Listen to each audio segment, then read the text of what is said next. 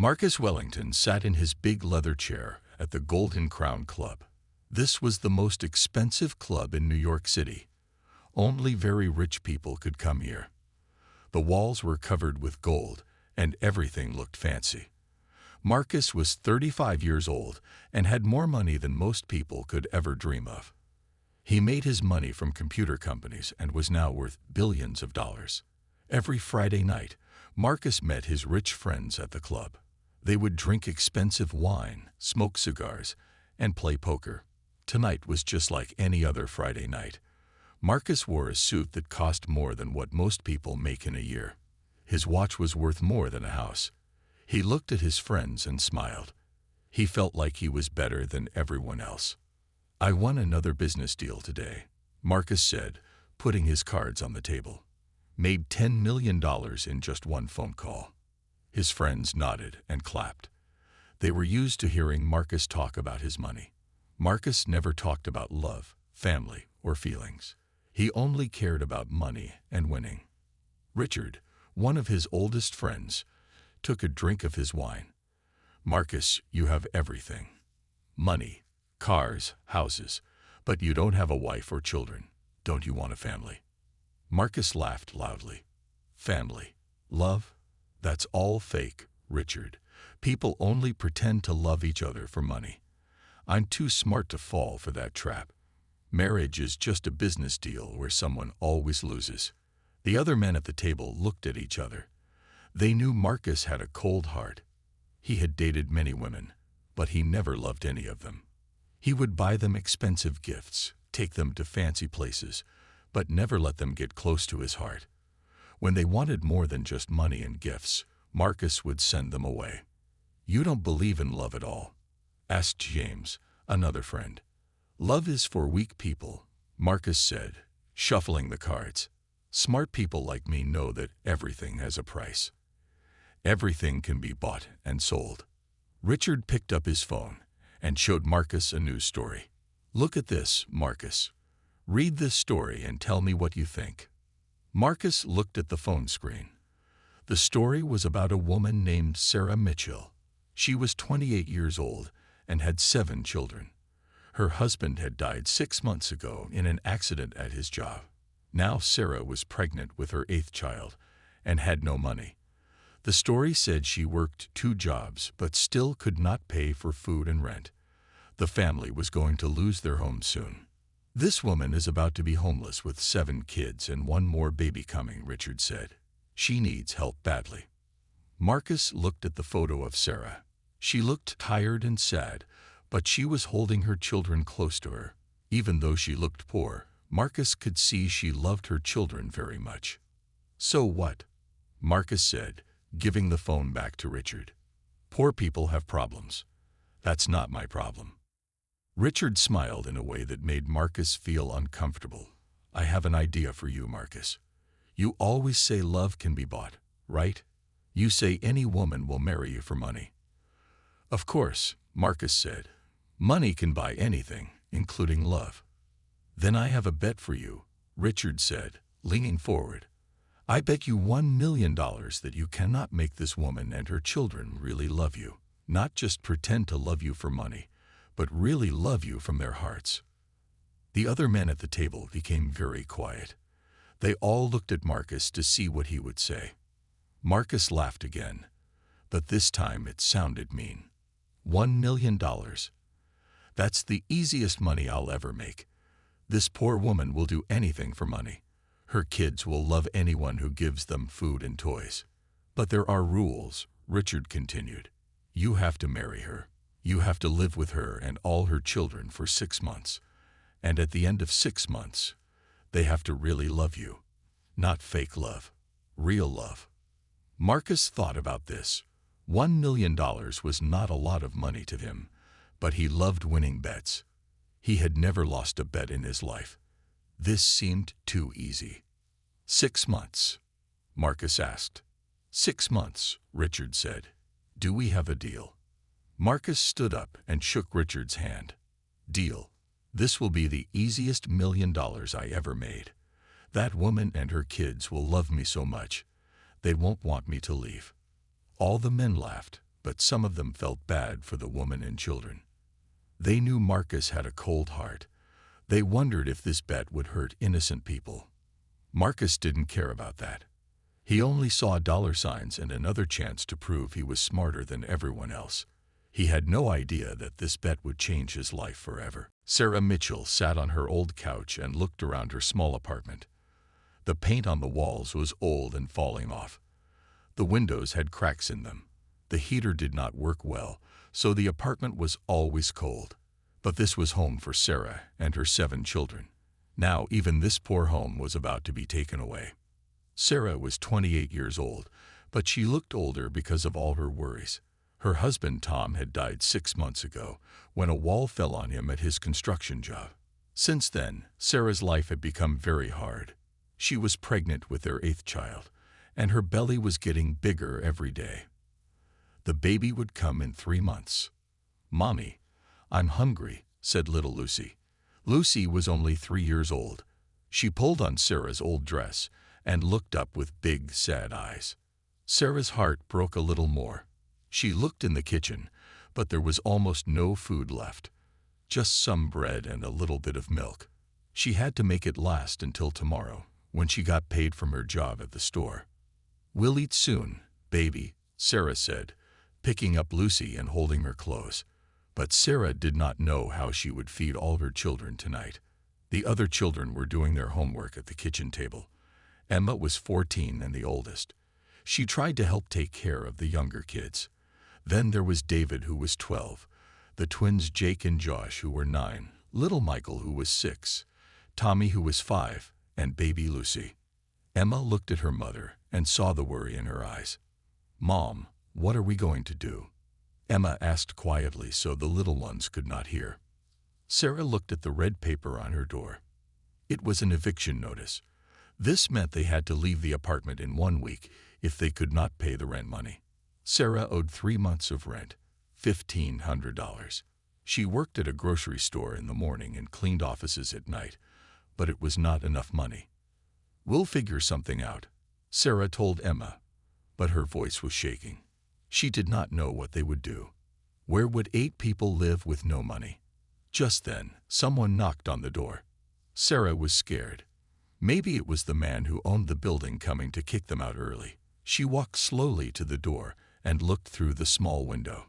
Outside stood a very tall man in an expensive black suit. He had dark hair and was very handsome. His car was parked outside. It was big and shiny and looked very expensive. Sarah had never seen this man before. "Who is it, Mommy?" asked Tommy, running to hide behind Sarah's legs. "I don't know," Sarah said. She opened the door just a little bit, keeping the chain lock on. "Mrs. Mitchell," the man said.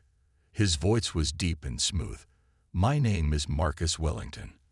I heard about your situation, and I would like to help you."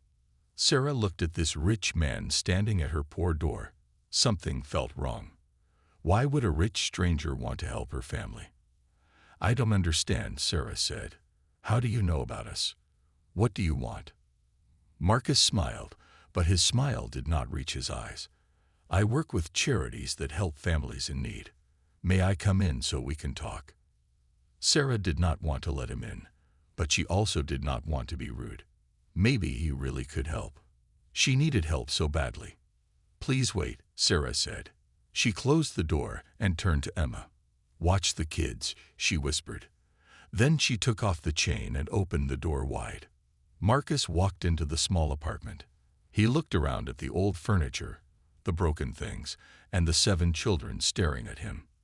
His nose wrinkled a little, like he smelled something bad, but he kept smiling. "You have a lovely family," Marcus said, though his voice sounded fake. Sarah sat down and put her hands on her pregnant belly. "Mr. Wellington, if you're here to help, I need to know what you want from us. Nothing in life is free."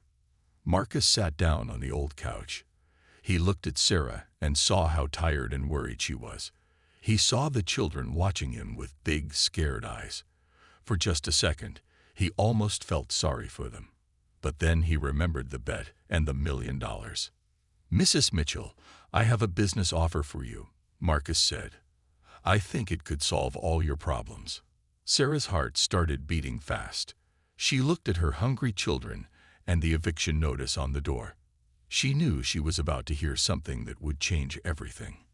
But she did not know if it would save her family or destroy them. Marcus opened his expensive leather bag and pulled out some papers. Sarah watched him with worried eyes.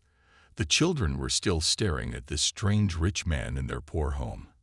Baby Lucy hid behind the couch, and Tommy held onto his older brother David's hand. Mrs. Mitchell, Marcus said, putting the papers on the old coffee table. I want to marry you. Sarah's mouth dropped open. She could not believe what she just heard. What did you say? I want to marry you, Marcus said again, like he was talking about buying a car. I will pay all your bills. I will give your children everything they need. Food, clothes, a nice house, good schools, everything. Emma stood up quickly from the kitchen table. Mom, this is crazy. You don't even know this man. Marcus looked at Emma with cold eyes. Little girl, adults are talking. Please sit down. Emma's face turned red with anger, but Sarah put her hand up to tell Emma to be quiet. Sarah's head was spinning. This man wanted to marry her. A complete stranger. Mr. Wellington, Sarah said slowly, why would you want to marry me? You don't know me. I have 7 children and another baby coming. I have no money. Why would a rich man like you want this? Marcus had practiced this answer. I am 35 years old and have never been married. My business partners think I need a family to look more normal. You need money and security. We can help each other. Sarah felt sick in her stomach.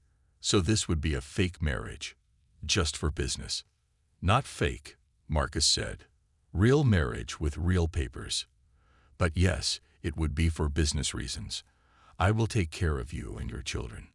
All I ask is that you be a good wife and keep your children well behaved. Marcus pulled out more papers from his bag. This is a marriage contract. It explains everything we both must do. Sarah picked up the contract with shaking hands. It was many pages long and full of difficult words, but she could understand the main parts. Marcus would pay for everything. Rent, food, clothes, medical bills, school. In exchange, Sarah would be his wife and take care of his house. The children would have rules to follow and could not bother Marcus when he was working. There's one more thing, Marcus said. After 6 months, we will look at how things are going. If it's not working, we can end the marriage. Emma jumped up again. Mom, don't do this. Something is wrong with this man.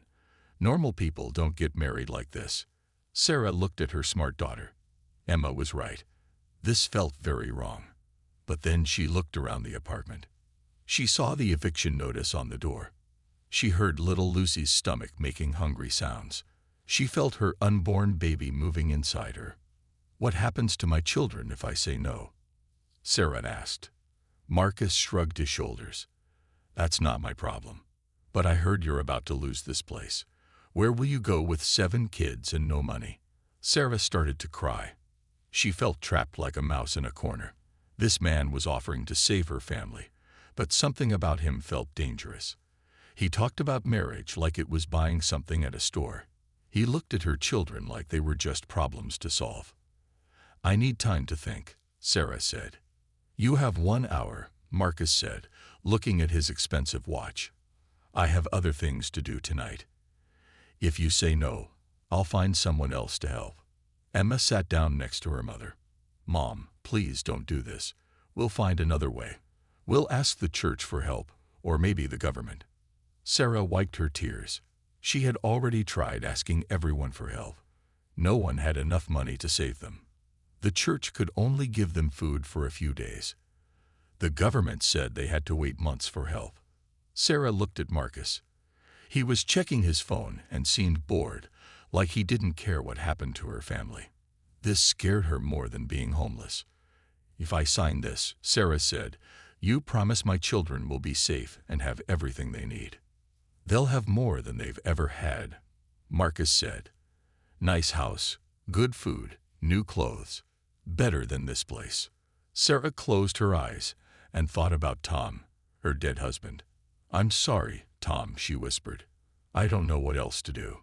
She picked up the pen with a shaking hand and signed her name at the bottom of the contract.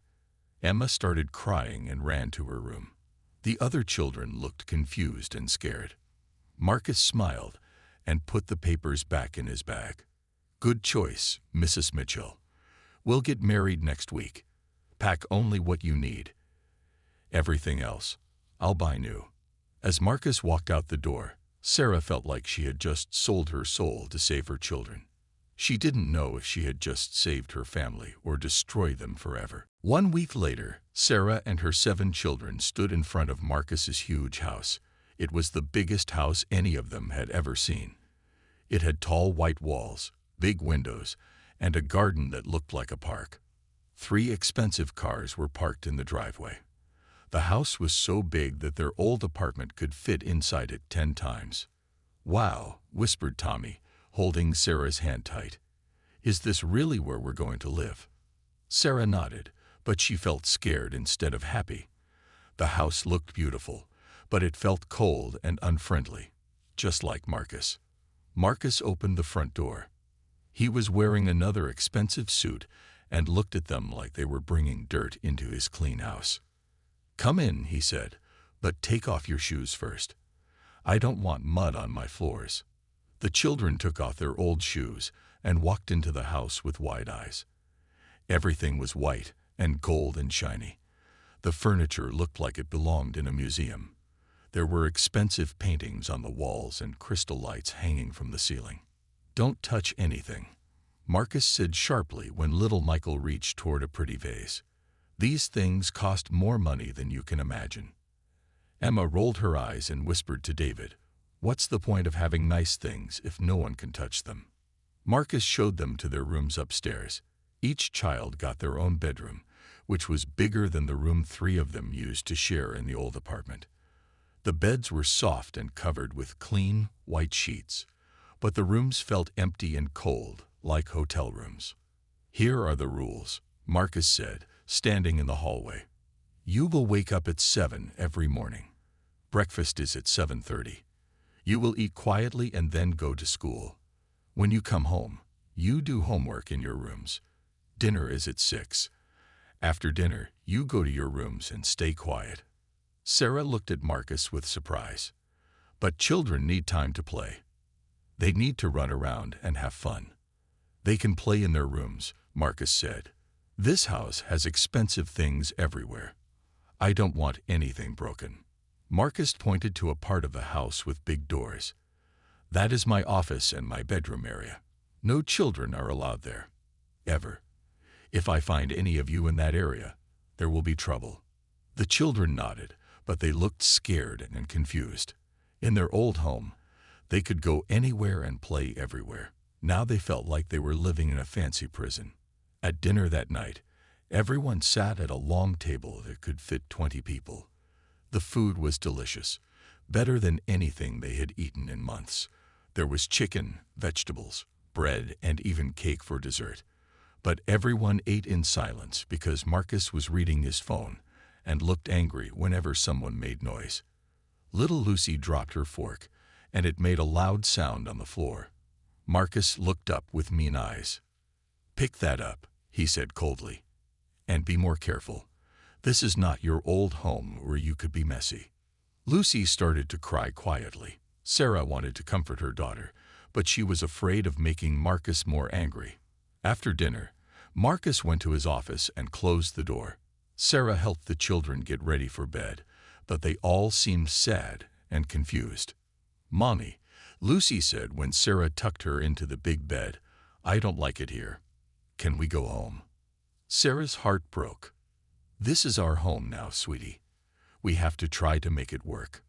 But Sarah didn't feel like this was home either. She felt like a stranger living in someone else's house. Marcus barely talked to her except to tell her what groceries to buy or what time dinner should be ready.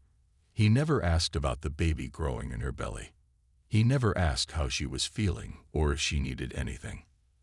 At night, Sarah would lie in her cold, empty bedroom and cry quietly. She had food and shelter for her children, but she felt more alone than ever. The house was beautiful, but it felt like a golden cage. She wondered if she had saved her children or trapped them in a place where they could never be truly happy. Emma knocked softly on Sarah's door one night. "Mom, I heard you crying. Are you okay?" Sarah wiped her tears and hugged her oldest daughter. "I'm trying to do what's best for all of us." "But are we really better here?" Emma asked. "We have nice things now, but we're not happy. And that man treats us like we're not even people." Sarah didn't know how to answer. She was starting to think Emma might be right. 2 months passed, and Marcus began to notice things he had never seen before. Every morning, he watched Sarah make breakfast for 8 people, while her pregnant belly made everything harder for her. She never complained, even when her back hurt or when she felt sick. She would smile at her children and ask about their dreams from the night before. Marcus saw Tommy get into a fight at school because some kids were making fun of his younger sister Lucy. When Marcus asked Tommy why he did it, the little boy said, "Family protects family. That's what Daddy used to say." Marcus felt something strange in his chest when he heard those words. The twins, Jake and Josh, started leaving drawings under Marcus's office door. The pictures showed stick figures of the whole family, including Marcus, all holding hands and smiling. Marcus would find these drawings and throw them away, but sometimes he would look at them for a long time first. One evening, Marcus was walking past the living room when he heard Sarah reading a bedtime story to the younger children. Her voice was soft and full of love. She was reading about a prince who learned to be kind, and Marcus stopped to listen. The children were all quiet, hanging on every word. When Sarah finished, little Michael said, "Mommy, do you think mean people can become nice? I think everyone has goodness inside them." Sarah said, "Sometimes it just takes time to find it." Marcus walked away quickly, feeling uncomfortable.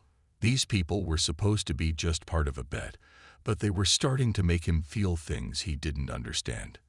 He tried to remind himself that this was all fake, but it was getting harder to believe that. At night, Marcus would hear Sarah talking to her unborn baby, telling the baby about each of its brothers and sisters. She would say, "You're going to have the best family in the world, little one. We all love each other so much." Marcus had never heard anyone talk about family the way Sarah did. One day, Marcus came home early and found David helping Emma with her math homework, while Sarah was at a doctor's appointment. David was only 12, but he was being patient and kind with his sister. When Marcus walked in, David looked scared. "I'm sorry, Mr. Wellington. I know we're supposed to stay in our rooms, but Emma needed help." Marcus looked at these children who took care of each other without being asked. In his world, people only helped others when they got something back. But these kids helped each other just because they loved each other. "It's okay," Marcus said quietly. "You can help your sister." David smiled, the first real smile any of the children had given Marcus. It made Marcus feel warm inside, and that scared him. That night, Marcus called Richard. "How much longer do I have to do this bet?" "3 more months," Richard laughed. "Why?" "Getting tired of playing house." Marcus didn't answer. He wasn't playing anymore, and that was the problem. Sarah was 7 months pregnant when the crisis happened. It was a Tuesday morning, and Sarah was making breakfast when she suddenly grabbed her belly and cried out in pain. "Mommy!" Emma screamed, running to help her mother. Water was running down Sarah's legs, and she was breathing very hard. "The baby," Sarah whispered. "The baby is coming too early." Emma was crying and didn't know what to do. The younger children were scared and started crying too. Marcus heard the noise and came running downstairs. "What's happening?" Marcus asked. "The baby is coming," Emma said through her tears. "But it's too early. Something's wrong." For the first time since moving into the house, Marcus saw real fear in the children's eyes. They weren't worried about rules or staying quiet. They were terrified they might lose their mother. Marcus had never taken care of children before, but he knew he had to do something. "Emma, call 911. David, help me get your mother to the couch. Everyone else, stay calm." At the hospital, Marcus found himself in the waiting room with 7 scared children. Little Lucy climbed onto his lap and cried into his expensive suit. Tommy held onto his arm and wouldn't let go. The twins sat on either side of him, and Michael kept asking if Mommy was going to die like Daddy did. "She's going to be okay," Marcus heard himself saying, even though he wasn't sure. "Your mother is strong." For hours, Marcus held these children and tried to comfort them. He bought them food from the hospital cafeteria and helped Lucy tie her shoes. He listened to David worry about who would take care of them if something happened to Sarah. He watched Emma try to be brave while tears ran down her face. "Mr. Wellington," Emma said quietly, "I know you don't really care about us. But if something happens to Mom, please don't send us away. We'll be good. We won't cause trouble." Marcus looked at this 14-year-old girl who was trying to protect her brothers and sisters. She thought he was just pretending to care about them. The truth was, Marcus was discovering that he wasn't pretending anymore. "Emma," Marcus said, "nothing is going to happen to your mother. And even if something did, I would never send you away. You're family now." Emma looked surprised, but for the first time, she seemed to believe him. When the doctor finally came out, everyone held their breath. "The baby is okay, but very small. Your mother is weak but stable. You can see her soon." All the children cheered and hugged Marcus. In that moment, he realized these weren't just part of a bet anymore. They had become his family, and he would do anything to protect them. The baby was born weighing only 4 pounds. She was so tiny and delicate, with little tubes helping her breathe. When Marcus first saw her through the glass window of the baby room, something changed inside his heart forever. "She's beautiful," Sarah whispered from her hospital bed. She was weak but smiling. "What should we name her?" Marcus looked at this tiny person who was legally his daughter. "What do you think about Hope?" he asked. "She's our hope for the future." Sarah's eyes filled with tears. "Hope is perfect." The other children pressed their faces against the glass to see their new sister.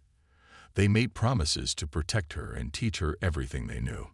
Marcus watched them and realized he was seeing real love for the first time in his life. "Marcus," Sarah said softly, "thank you for taking care of the children yesterday. I know this isn't what you signed up for." Marcus sat down next to Sarah's bed. "Sarah, I need to tell you something. When I first came to your apartment, I didn't really care about you or your children. I thought I was just helping some poor people who needed money." Sarah nodded. "I know. I could see it in your eyes. But something has changed," Marcus continued. "These past few months, watching you love your children, seeing how they take care of each other, I've learned what a real family looks like. I've never had that before." Sarah reached for Marcus's hand. "What are you saying?" "I'm saying that this isn't just a business deal for me anymore. I care about you. I care about all the children. And I want to be the father they need, not just the man who pays the bills." Tears ran down Sarah's face. "Do you really mean that?" Marcus squeezed her hand. "I've never meant anything more in my life." When baby Hope was strong enough to come home, the whole family gathered around her crib. Each child took turns holding her tiny hand and whispering welcome messages. Marcus held Hope and felt a love so strong it scared him. "Daddy," little Lucy said, tugging on Marcus's shirt, "will you read us a bedtime story tonight?" Marcus looked down at Lucy. She had called him Daddy without thinking about it. All the children were looking at him with love and trust in their eyes. "Yes," Marcus said, his voice shaking with emotion. "I would love to read you a story." That night, as Marcus read to all 8 children, he realized he had found something worth more than all his money. He had found a family who loved him not because of what he could buy them, but because of who he was becoming. As the 6-month deadline got closer, Marcus felt sick with worry every day. He had fallen completely in love with Sarah and truly cared for all 8 children. But everything was built on a lie. The bet with Richard felt like a terrible secret that was poisoning everything good in his life. Sarah had started to change too. She would leave little notes in Marcus's lunchbox saying things like, "Have a good day," and "Thank you for being so good to us." She would ask him about his work and listen when he talked about his problems.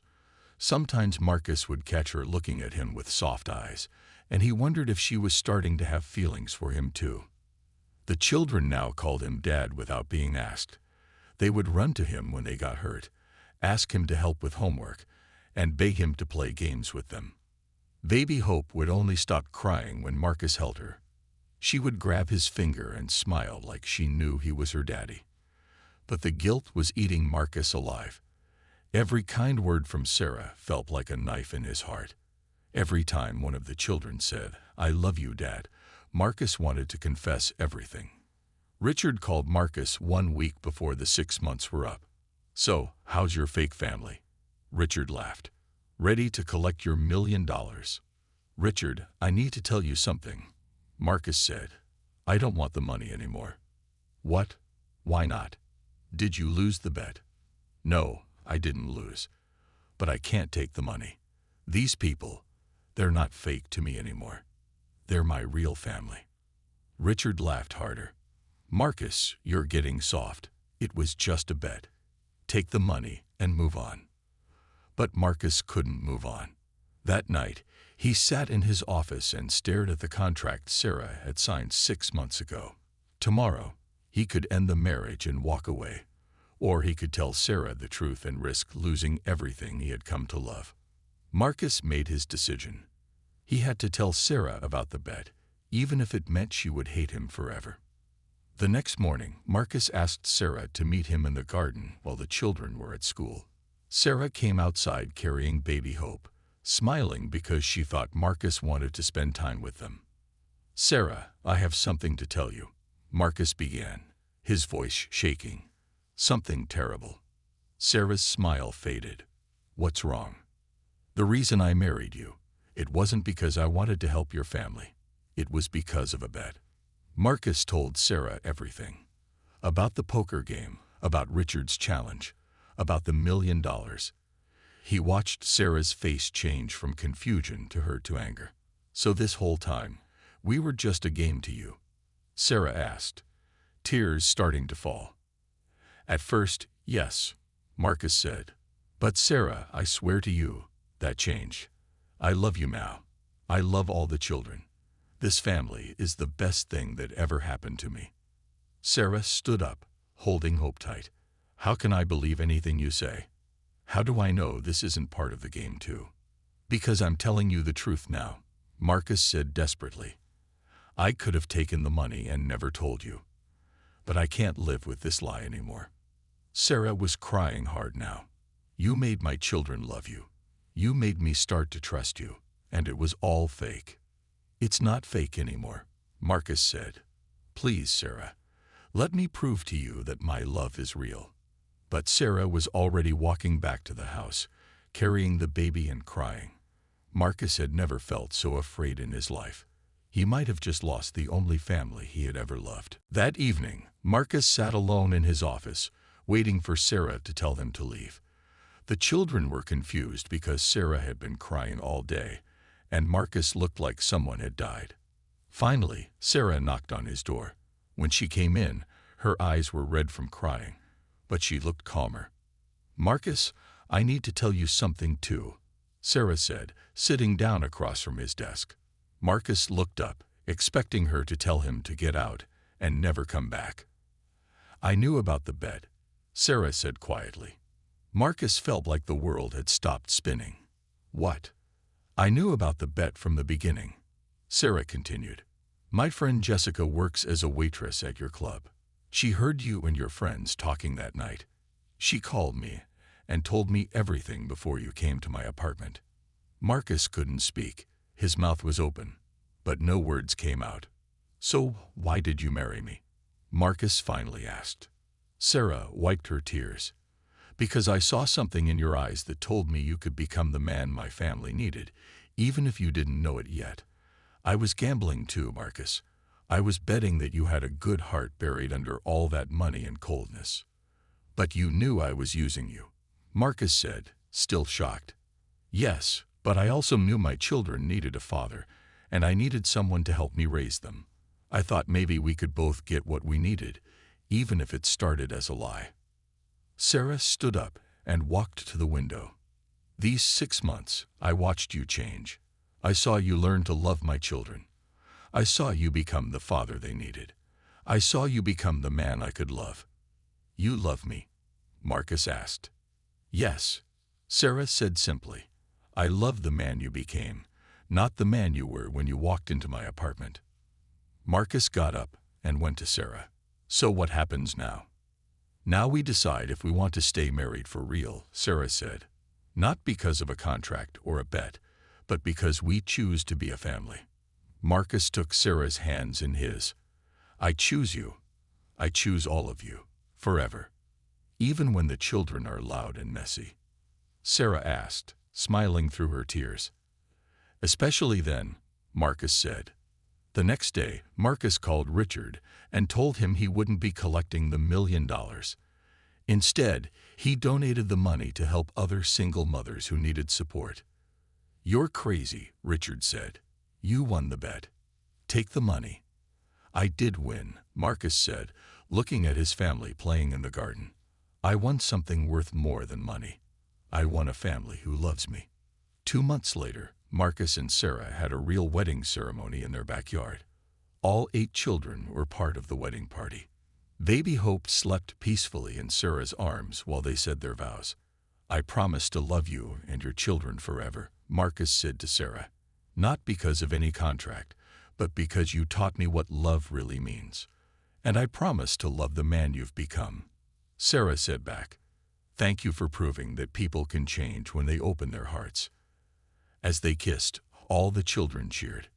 Emma, who had been the most suspicious of Marcus from the beginning, was crying happy tears. Welcome to our crazy family, she whispered to Marcus. Marcus looked around at his wife, his 8 children, and his new life. He had started this journey as a cold, selfish man who thought love could be bought, but he had learned that real love is something you choose to give, not something you buy. And when you give love freely, you get back more than you ever dreamed possible. The bet had been about whether Marcus could make a family love him. But in the end, they had taught him how to love them back. And that was worth more than all the money in the world.